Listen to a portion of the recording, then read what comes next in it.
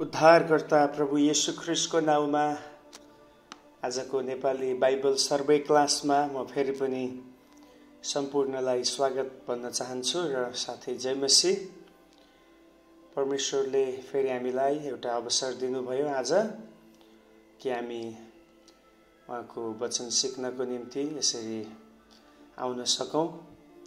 परमेश्वरले महिमा लिनुभएको हरेक कुराबाट हाम्रो जीवनको वास्तविक जिउनुको उद्देश्य नै हामी जे पनि गर्दछौं उहाँकै नामको महिमा हो। अनि आउनुस् हामी आजको क्लासलाई प्रभुको हातमा राख्दै प्रार्थना साथमा हामी सुरु गर्नेछौं। परमेश्वर, हामी तपाईको चरणमा आज आफैलाई समर्पित गर्दै आउँदछौं। हामी माथि तपाईको कृपा र तपाईको करुणा तपाईले राख्नु भएको छ। यसकारण प्रभु हामी अहिलेसम्म तपाईको उपस्थितिमा आउन सकेका छौं।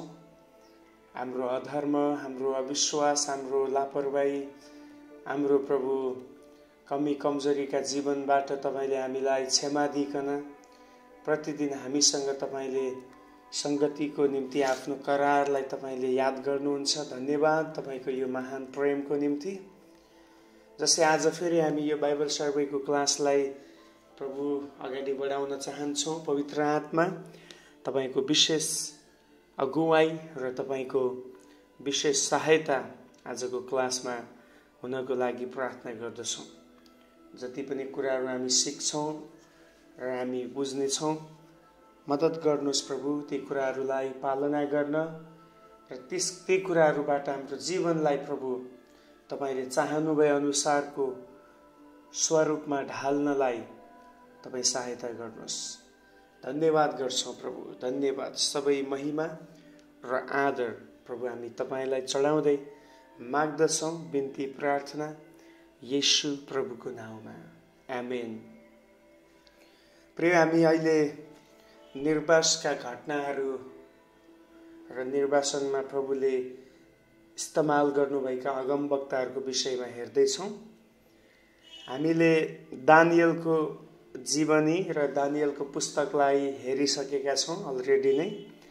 कसरी परमेश्वरले निर्वासनको बीचमा अगमवक्ता दानियललाई उहाँको कामको निम्ति उहाँको गवाही ठहर्नलाई नियुक्त गर्नुभयो र चलाउनु भयो। हामीले त्यसलाई विचार गरेका छौं। अनि आज चाहिँ हामी फेरि निर्वासनमा भएका घटनाहरूमध्ये अथवा निर्वासनमा प्रभुले चलाउनु भएको व्यक्तिहरूमध्ये अर्को एउटा व्यक्तिलाई विचार गर्नेछौं। अनि उहाँको नाम इजकियल छ। द बुक अफ इजकियल, इजकियलको पुस्तक। ओके, निर्वासनकै समयमा प्रभुले इजकियल भन्ने अगमवक्तालाई चलाउनु भएको हामी पाउँदछौं। अब इजकियलको पुस्तकको समयकाल भनेको या इजकियल अगमवक्ताले सेवा अगाडि बढाएको भनेको चाहिँ 593 देखि 531 BC सम्म हामी पाउँदछौं।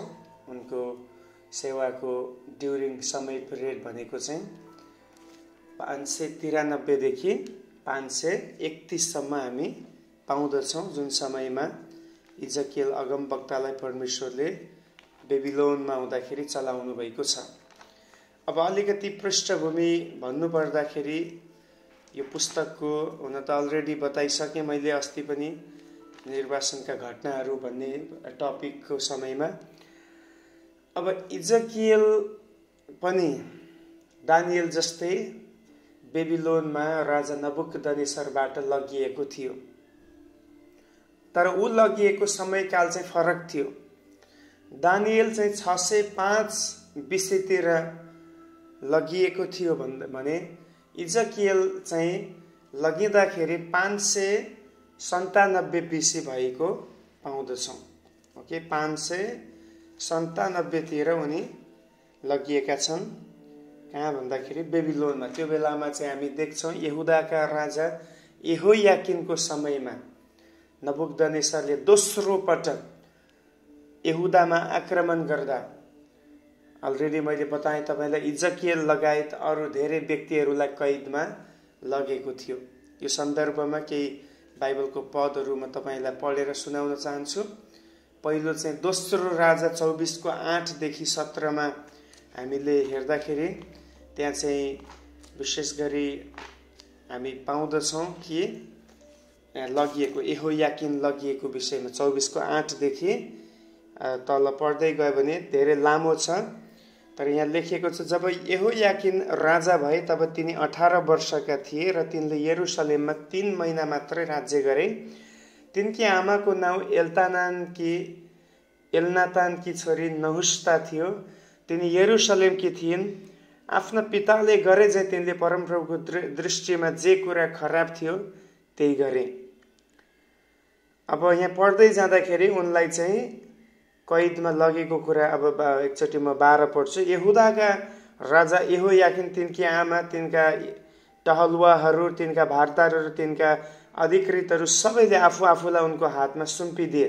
कसको हातमा? नबुकदनेस्सरको हातमा। बेबिलोनका राजाले आफ्नो शासनको 8औं वर्षमा यहोयाकिनलाई कैद गरे। अब उनको 8औं वर्ष, नबुकदनेस्सरको 8औं वर्ष भन्नाले हामी फेरि देख्दछौँ, ओके, उनले 605 मा सुरु गरे। 605 मा तपाईँले 8 वर्ष घटाउनु भयो भने फेरि त्यही आउँछ 597। सो यो पद अनि अरू पनि अब दोस्रो इतिहास 36 अध्यायको 9 र 10 पदमा पनि हामीले पढ्यो भने यही कुरा त्यहाँ पनि दोहोरिएको छ। हेर्नुहोस्, दोस्रो राजा र दोस्रो इतिहासमा भएका कुराहरू सबै रिपिटेसन्स हामी देख्दछौँ।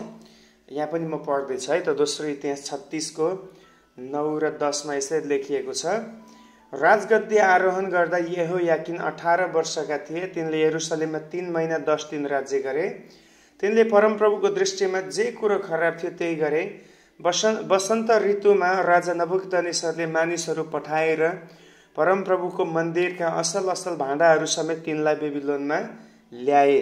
हेर्नुहोस्, भनेपछि अब यहाँ तपाईँ यहाँ देख्दै हुनुहुन्छ कि उनी लगायत असल असल व्यक्तिहरू र भाँडाकुँडासहित उनलाई कहाँ पुर्याइयो? बेबिलोनमा पुर्याइयो। अझै अब यिर्मियाकै पुस्तक तपाईँले टिप्नु होला, पछि पनि तपाईँले पढ्न सक्नुहुन्छ। यिर्मिया 22 अध्यायको 24 देखि 30 पदसम्मका कुराहरूमा पनि हामीले पढ्यो भने त्यहाँ हामी पाउँछौँ कि परमेश्वरले कसरी त्यहाँ पनि यहोयाकिन र उनको समूहलाई लग्यो भन्ने कुराहरू हामी त्यहाँ पनि पाउँदछौँ। 22 को 24 देखि 30 सम्ममा त्यहाँ हामी देख्छौँ, जस्तो म जीवित छु परमप्रभु भन्छ, म त यहुदाको राजा यहोयाकिमको छोरो यहोयाकिन मेरो दाहिने हातको छापौटी भए तापनि म तँलाई निकालेर फ्याँकिदिनेछु। ल हेर्नुहोस्, यहाँ हामी देख्छौँ परमेश्वरले यिनीहरूलाई के गर्नुभयो। यो अहिले 3वटा पद अलग अलग पुस्तकबाट मैले पढेँ। यो 3वटा ठाउँमा चाहिँ राजा यहोयाकिन 597 मा उनी कब्जा बनाइएका थिए। जम्मा उनले 3 महिना 10 दिन मात्रै के गरे? शासन गरे भनेर हामी देख्छौँ। सो यही समयमा चाहिँ अब यहुदीहरूको मनमा डर, त्रास र एक किसिमले उनीहरू हतोत्साहित भए। अब कसरी हुन्छ? त्यही परमेश्वर जसले हामीलाई मिश्र देशबाट हाम्रो पिता पुर्खालाई छुडाउनु भयो, त्यही परमेश्वर जसले हामीलाई कनान देश कब्जा गर्नलाई सहायता गर्नुभयो हाम्रो पिता पुर्खाहरूलाई, आज यो परमेश्वरले हामीलाई किन छोड्नु भएको छ भन्ने प्रकारको सवाल यिनीहरूको मनमा आएको थियो। तर त्यसको बावजुद पनि परमेश्वरले उनीहरूलाई अब यो कुरा भन्दै हुनुहुन्छ कि तिमीहरूको पाप र अधर्मको कारणले तिमीहरूमाथि यो जुवा आएको छ।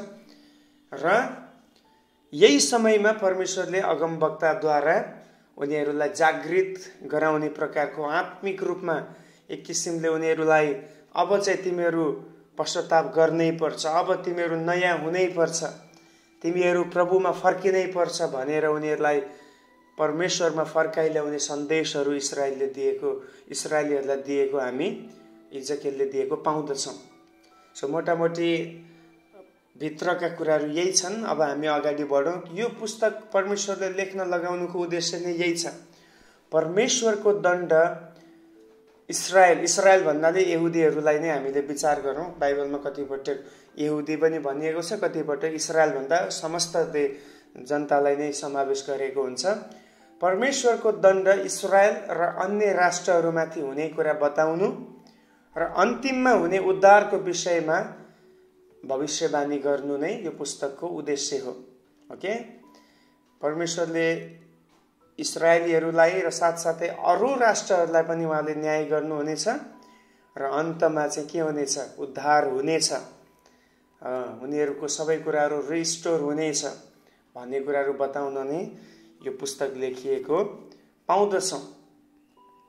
अब यो पुस्तकको लेखक स्वयं इजकियल नै हुन् भन्ने कुरा मैले तपाईलाई बताइसकेको छु र फेरि पनि यहाँ एक ठाउँमा हामी देख्दछौँ। अब यहाँ चाहिँ इजकियलले दर्शन देखेको कुराहरूमा अब म भन्ने शब्द लेखिएको छ। अब त्यो म भन्ने कुराले चाहिँ अब इजकियल आफैले आफैलाई सम्बोधन गरेको छ इन्डाइरेक्टली, हामी त्यसरी बुझ्नुपर्छ। एकमा 30औं वर्षको 4औं महिनाको 5औं दिनमा जब म निर्वासितहरूसँग कबार नदीको किनारमा थिएँ, म ओके, तब स्वर्ग खोलिएर मैले परमेश्वरका दर्शनहरू देखेँ। हेर्नुहोस्, यहाँ चाहिँ अब उनी स्वयंले नै आफैलाई त्यहाँ म भनेर सम्बोधन गर्दैछन्। सो लेखक इजकियल नै छन्। अनि यहाँ चाहिँ अधिकांश कुराहरू चाहिँ दर्शनमा देखिएका कुरा, प्रभुले दर्शन मार्फत बताउनुभएका कुराहरू हामी पाउँदछौँ। सो एकदमै धेरै दर्शनबाट वचन बोल्ने र अगमबानी बोल्ने अगमवक्ता इजकियल नै हामी पाउँदछौँ। अब उनले कसलाई यो समयमा पुस्तक सम्बोधन गरेर लेखे भन्दाखेरि, अब यो समयमा उनी पनि बेबिलोनमा छन् र उनी पछि आएका मानिसहरू पनि बेबिलोनमा छन्। उनको समयमा बन्दी बनाइएकाहरू पनि बेबिलोनमा छन्। सो अभियसली बेबिलोनमा बन्दी बनाइएको यहुदीहरूलाई उनले सम्बोधन गरेका छन्। ओके, अब लेखन मिति, अब यो पुस्तक लेखिएको मिति हो 571 BC। 571 BCमा यो पुस्तक लेखिएको हामी पाउँदछौँ। अनि अब यो 571 हुनुको पछाडिको कारण चाहिँ यही छ। अब त्यहाँ पछि हामी भोलिको क्लासमा अलिकति यो सम्बन्धी इतिहास चाहिँ हामी हेर्नेछौँ अनि त्यहाँ हामी त्यसलाई स्पष्ट हुन्छ। तपाईँले अहिले यति लेख्दै गर्नुहोला कि यो पुस्तकको लेखक चाहिँ लेखेको समय चाहिँ 571 लमसम। अब यो एक्युरेट हुन सक्दैन। अब उनले जुन सेवा सुरु गरे हैन, सेवा सुरु गरे, त्यो सेवा सुरु गरेपछि यता कुनै पनि समयमा उनले यो कुराहरू लेखेको हुनुपर्दछ। 593 मा उनले सेवा सुरु गरे। 97 मा उनी बेबिलोनमा आइपुगे। त्यहाँ आइपुगेको केही समयपछि अथवा लगभग 3-4 वर्षपछि परमेश्वरले उनलाई दर्शन दिन सुरु गर्नुभयो। अनि 531 सम्म उनले सेवा गरेको कुराहरू हामी पाउँछौँ। त्यो बीचमा कुनै पनि समयमा प्रभुले उनलाई लेख्न पनि लगाउनु भएको हामी पाउँदछौँ। ओके, याद छ तपाईहरुलाई कति अगमवक्ताहरू चाहिँ वचन बोल्ने मात्रै पनि थिए भने कति चाहिँ बोल्ने पनि र लेख्ने पनि उनीहरू छन् भन्ने कुरा मैले तपाईलाई बताएको थिएँ। अब यो पुस्तकमा भएका की पर्सन्सहरूको कुरा गर्नुपर्दाखेरि केही व्यक्तिहरू छन्। पहिलो चाहिँ हामी देख्छौँ यसमा चाहिँ स्वयं इजकियल। वास्तवमा उनी पुजाहारी घरानाबाट हुन्, तर परमेश्वरले उनलाई अगमबानीको सेवा गर्नलाई बोलाउनु भयो अगमवक्ताको रूपमा। अनि उनलाई निकै कठिनाइहरू उनको सेवामा पनि हामीले पाएका छौँ। अब घरि परमेश्वरले एककोल्टे मात्रै सुत भन्नुहुन्छ देब्रेतिर, घरि दाहिनेतिर मात्रै फर्केर सुत भन्नुहुन्छ, घरि चाहिँ अब नराम्रो फोहोर कुराहरू दिशाहरू बालेर त्यसमा खाना पकाएर खा। धेरै ड्रामाटिकल्ली हेर्नुहोस्, अगमवक्ताहरूलाई चाहिँ धेरै नाटकीय प्रकारले पनि उनीहरूको जो मेसेज थियो, प्रभुले जो काम अथवा जुन सन्देश उनीहरूलाई दिन लगाउँदै हुनुहुन्थ्यो, त्यो सन्देशलाई चाहिँ आफ्नै जीवनबाट, आफ्नै पारिवारिक कुराहरूबाट आफूले गरेर पनि कतिपटक देखाउनु पर्ने थियो। अनि कतिपटक परमेश्वरले नाङ्गै खुट्टा जुत्ता चप्पल नलाइकन त हिँड भन्ने प्रकारको एकदमै कडा कडा कामहरू इजकेललाई दिनुभयो।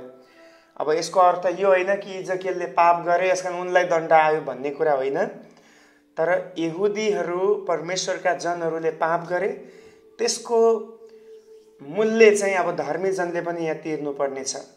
सेवकाई गर्नु त्यस कारणले कठिन छ किनभने सजिलो छैन। परमेश्वरले जे भन्नुहुन्छ त्यो गर्नु पर्यो। अब त्यो सबै गर्दा मान्छेहरूले इजकेललाई पागल पनि बने होला। सुतेको सुतै छ एककोल्टे, खाली खुट्टा हिँडेको छ, पागल अभियसली भन्छन्। किनभने दर्शन नबुझ्ने, कुरा नबुझ्ने, आत्मिक रूपमा प्रभुको वचनलाई समर्थन नगर्ने व्यक्तिहरूले जहिले पनि यस्तो भन्ने गर्छ।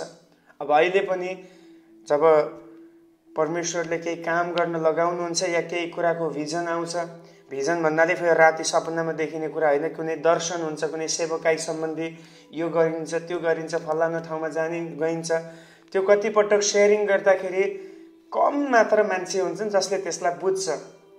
प्रायले भन्छ नाटक गर्दैछ, यसले टाइम पास गर्दैछ, यो यस्तै हो, यसले चाहिँ त्यतिकै यसलाई हच्चाभरमा भन्दैछ भन्ने प्रकारको कुरा गर्छन्। कारण चाहिँ सबै मानिसले त्यो कुरा बुझ्दैन, अनौठो लाग्छ, तर वास्तवमा प्रभुले लगाएको हुन्छ। हेर्नुहोस् है, यहाँनिर अब इजकेलकै कुरा गरौँ। अब उनी नाङ्गो खुट्टा हिँड्दाखेरि वर्षौँ हिँडेको छ, मान्छेले त भनिहाल्छ गरे अगमवक्ता भएर नाङ्गो खुट्टा हिँड्ने, यो त पागल रहेछ, होइन रहेछ प्रभुले चलाएको भन्ने सो त फरक थाहा हुन्छ होइन, सांसारिक विचारले कुरा गर्दाखेरि हेर्दाखेरि। तर प्रभुले त त्यस्तै गर्न लाउनु भएको छ। संसारले सोच्ने जस्तो प्रकारको तडक भडक, संसारले सोच्ने जस्तो प्रकारको एकदमै कहिले कहिले एकदम मिरेकल वेमा भन्दा पनि प्रभुले कतिचोटि कठिनाई र धेरै सङ्घर्ष रहितको सेवाबाट मानिसहरूलाई सन्देश दिन चाहनुहुन्छ। ओके, यो दुईटै वे हो। त्यसमा इजकेललाई हामी पाउँछौँ। दोस्रो, उनको पत्नीको बारेमा यहाँ पाउँछौँ। साह्रै दुःख लाग्ने कुरा चाहिँ के छ उनको पत्नीको बारेमा भन्दाखेरि, उनको पत्नीको चाहिँ यस ठाउँमा के हुन्छ भन्दाखेरि मृत्यु हुन्छ। ओके, परमेश्वरले भन्नुहुन्छ अब तेरो श्रीमती पनि के हुन्छ, मर्नेछ। किन भन्दाखेरि यति धेरै कठिनाई छ बेबिलोनमा तिमीहरूलाई, अब तेरो श्रीमती बाँचिरहे भने सायद तँलाई सेवामा बाधा हुन्छ, त्यसकारण your wife is going to about to die, तिम्रो श्रीमती चाहिँ अब मर्न जाँदैछन्। कति साह्रो पर्यो होला इजकेललाई जब यो वचन उनले सुन्दैछ, कति गाह्रो पर्यो होला उनलाई यो वचनमा एग्री हुनलाई, तर अगमवक्ता हुनै पर्यो। प्रभुको वचनलाई अब नाइ भन्न मिल्दैन। ओके, त्यसकारण उनले के गर्दैछन्, उनले त्यो कुरालाई स्वीकार गरे। अन्तिममा उनको श्रीमतीको मृत्यु हुन्छ। साह्रो अफसोसको कुराहरू देखिन्छ पुस्तकमा। त्यसपछि हामी देख्छौँ इस्राएली अगुवाहरूको बारेमा देख्छौँ। इस्राएली अगुवाहरू जोहरूलाई इजकेलले पनि दोष लगाउँदैछन्, तिमीहरूले पहिला जब परिस्थिति राम्रो थियो तिमीहरूले प्रभुको वचन सुनेनौ, त्यसको लेखा यहाँ लिँदैछौ। प्रभु अब चाहिँ प्रभु बोल्दै हुनुहुन्छ, पश्चाताप गर।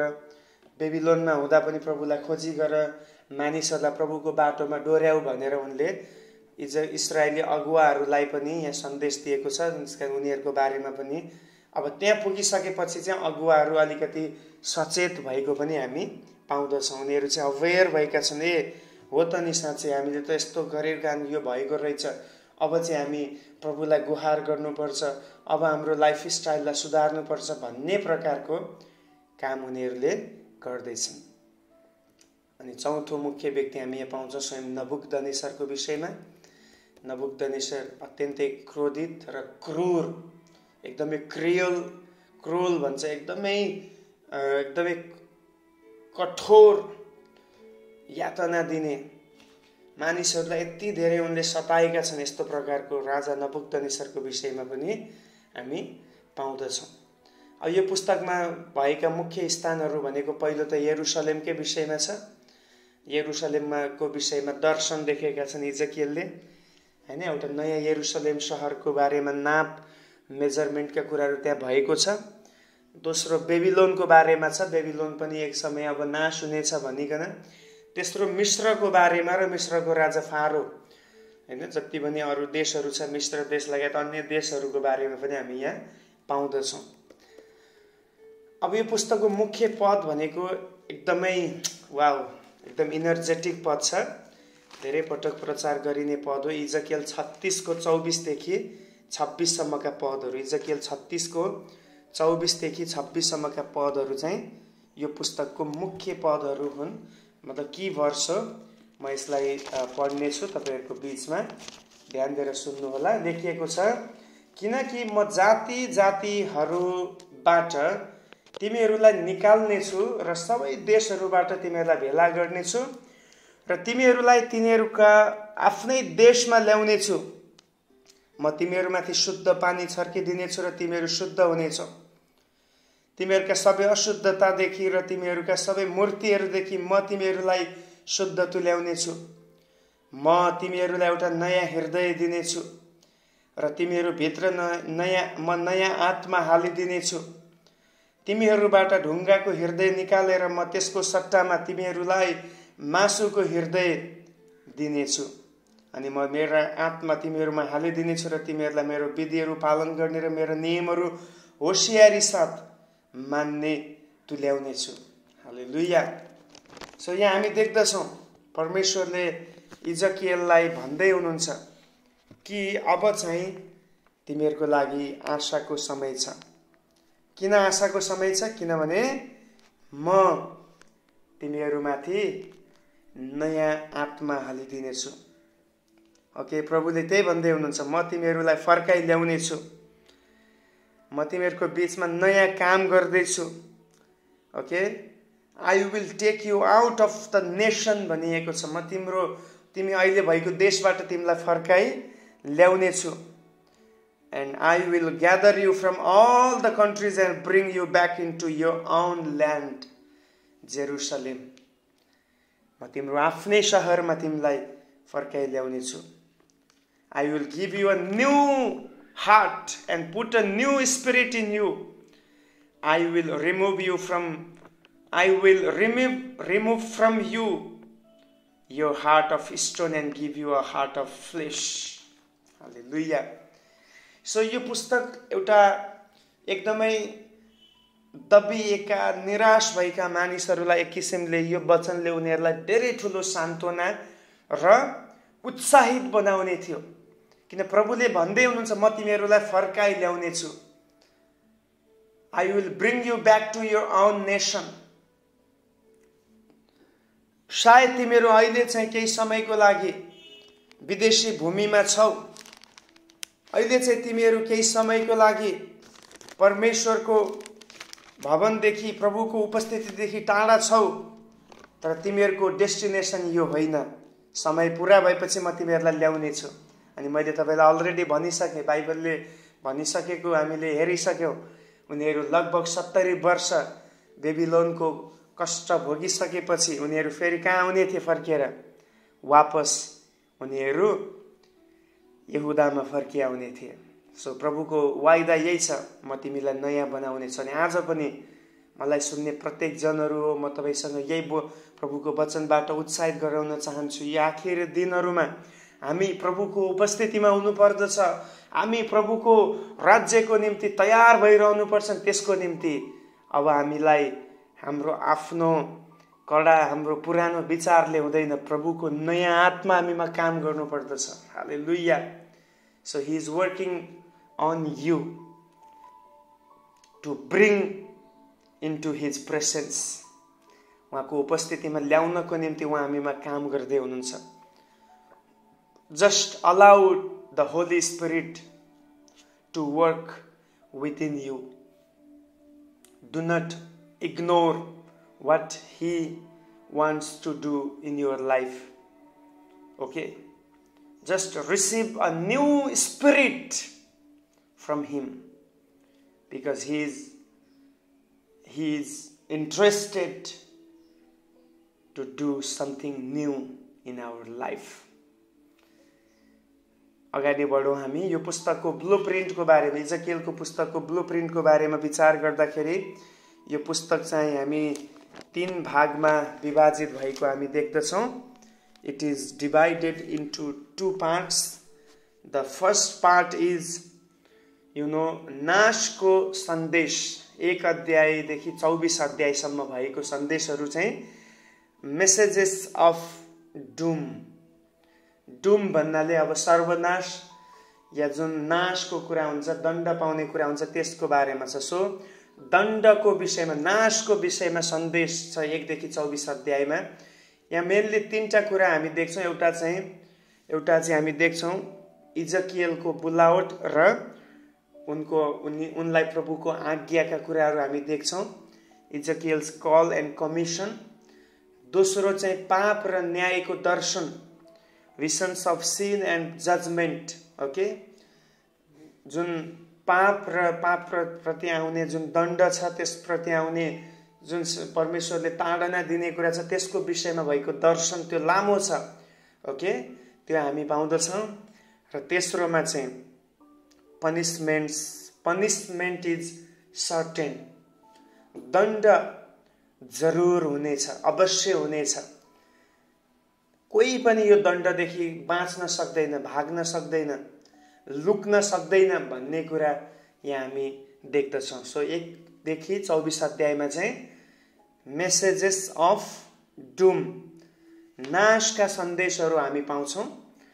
दोस्रोमा हामी देख्दछौँ, दोस्रो विभाजन छ, त्यो चाहिँ हो विदेशी राष्ट्रहरूको विरुद्धमा सन्देश, मेसेजेस अगेन्स्ट फरेन नेसन्स। विदेशी राष्ट्रहरूको विरुद्धमा सन्देश 25 देखि 32 अध्यायसम्म हामी पाउँछौँ। अब यो 25 देखि 32 अध्यायमा जुन विदेशी राष्ट्रहरू छ, त्यसमा चाहिँ अम्मोन भन्ने देश आउँछ, मोआब भन्ने देश आउँछ, एदोम भन्ने देश आउँछ, पलिस्ती भन्ने देश आउँछ, टुरोस आउँछ, सिदोन आउँछ, मिस्र र लेबनान। लगभग यो 8वटा देशहरूको बारेमा हामी देख्छौँ, जसलाई इजकियलले टर्न बाई टर्न एक गरेर एकदम इन्डिभिजुअल्ली फोकस गरेर उनीहरूको विरुद्धमा के गर्दैछ, सन्देश दिँदैछ। ओके, 25 देखि 32 अध्यायमा। अनि तेस्रोमा हामी पाउँछौँ मेसेजेस अफ होप, आशाको सन्देशहरू 33 देखि 48 अध्यायमा।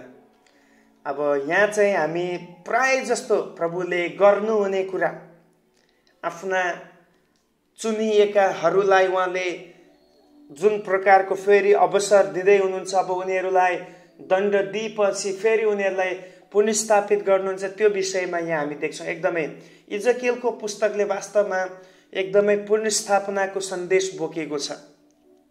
ओके, यहाँ चाहिँ हामी देख्दछौँ रेस्टोरिङ द पिपल अफ गड, परमेश्वरका मानिसहरूको पुनर्स्थापनको विषयमा देख्छौँ। मेनली यहाँ भनाइ गर्छ फेरि परमेश्वरले उनीहरूलाई फर्काइ ल्याउने।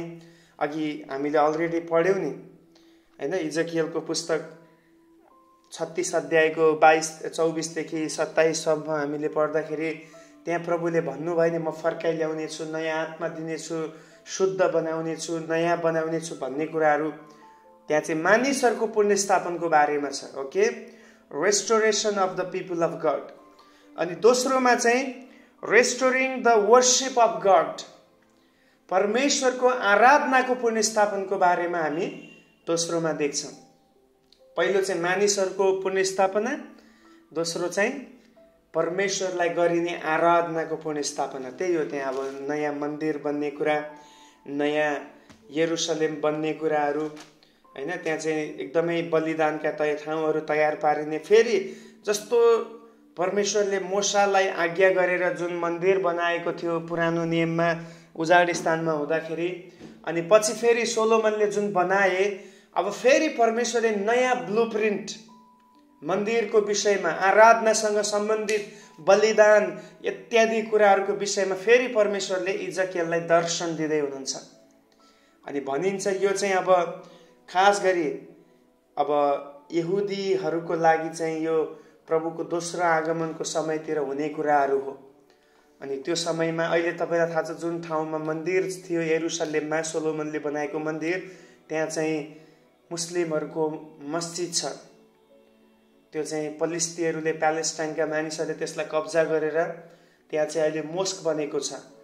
अब यो सबै वचनहरू र जकरियाको पुस्तकमा भनिएको वचनहरू भविष्यवाणी दर्शन अनुसार चाहिँ अब धेरै विज्ञहरूको भनाइअनुसार यस्तो हुन्छ, प्रभुको आगमन भन्दा पहिले चाहिँ त्यो ठाउँमा फेरि यहुदीहरूले मन्दिर नै बनाउनेछन् अनि फेरि त्यहाँ आराधनाका कुराहरू सुरु हुनेछ, बलिदानका कुरा सुरु हुनेछ, यहुदी परम्परा अनुसारको कुराहरू त्यहाँ हुनेछ भन्ने प्रकारको कुराहरू हामी देख्छौँ। तर अब एक्ज्याक्ट के हुन्छ हामीलाई थाहा छैन, तर अब धेरै विज्ञहरूले यी वचनहरूलाई लिएर त्यसरी बताएको छ। र अहिले हामी अब सबै दर्शनहरूको कुरा डिटेलमा हेर्न पनि सक्दैनौँ, किनभने बाइबल सर्वेमा अब सबै कुरा डिटेलमा हेर्न हाम्रो लागि समय हुँदैन। मोटामोटी कुरा मैले बाइबल सर्वेमा यही गर्दैछु कि यहाँ यो पनि छ, यो कुरा पनि आएको छ है भन्ने कुरा हो। अब यो डिटेलमा बुझ्नको लागि चाहिँ पछि हामीले फेरि अरू नै कुनै यस्तै ट्रेनिङहरू या कुनै अरू विशेष एउटा पुस्तकलाई फोकस गरेर सिक्यो भने चाहिँ हामी फेरि त्यसमा सबै कुरा डिटेल सिक्न सक्छौँ। त्यसकारण अहिले चाहिँ हामी यो पनि छ, यो आयो, यहाँ यस्तो कुरा छ, पुस्तकमा यस्तो यस्तो कुरा भनिएको छ, यस्तो दर्शनहरू छ भनेर मात्रै हामी त्यसलाई सम्बोधन मात्रै गर्न सक्दछौँ। सो आशा गर्छु आजको क्लास इजकियलको पुस्तकबाट हामीले सिकेको कुरा हामी सबैको लागि आशिषपूर्ण रहेको छ। र हामीले हेऱ्यौँ कसरी प्रभुले बेबिलोनमा हुँदा पनि प्रभुले आफ्ना दास अगमवक्तालाई चलाउनु भयो भन्ने कुराहरू हेऱ्यौँ। अब आउनुहोस् भोलिको दिनमा अझै हामी यो पुस्तकभित्रको इतिहासलाई पनि हेर्नेछौँ। एकदमै गहिरो र लामो इतिहास यो पुस्तकभित्र छ। भोलिको दिनमा हामी बोर्डमा लेखेर हामी पुरा भिडियोसहित हेर्ने कोसिस गर्नेछौँ। तबसम्मको लागि प्रभुले यहाँहरू सबैलाई आशिष दिनुभएको होस्। जय मसीह।